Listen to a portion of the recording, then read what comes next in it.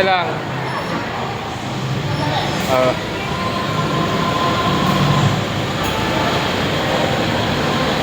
Bidya mo. Bidya.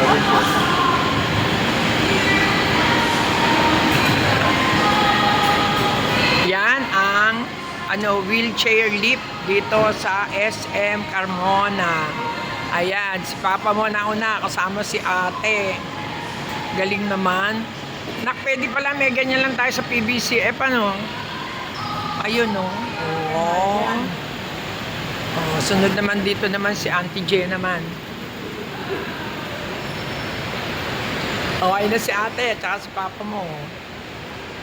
Oh, dito naman si Auntie J naman at si Tita Hilda naman. Nakakatuwa. Ang galing naman. Oo nga, nung aking sumakay nga dun sa pabalik namin, tuwan-tuwa ako eh. Kasi yung hindi ako nagdaan ng hagdanan sa aeroplano. Oh, yan naman, si Auntie Jen naman. Ay, ang galing. Oh, yan. Ayan, wow, ang galing. Bye-bye. Bye-bye. Muna sa bakay. Ano mo, i-feel mo lang. Kuya, baka magalit eh.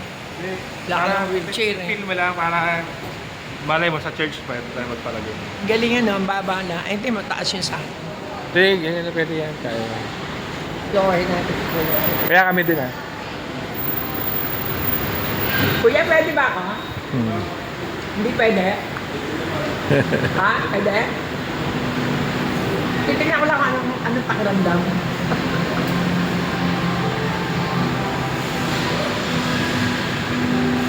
Ang galing naman. Magkano kayang magawa niyan?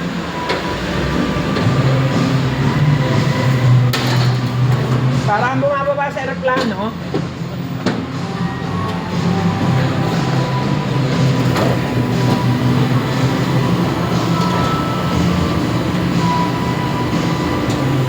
Galing.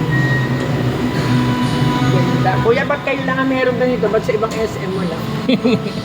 Para lang, for example, mga ganito. Ganda. Hindi kasi yung iba kasi may ground floor. Kayo matataas lahat, ano? Kaya anak sila gano'n. Kasi yung iba may ground floor eh. Ikaw lang may hawak ng power, no? Thank you, boss.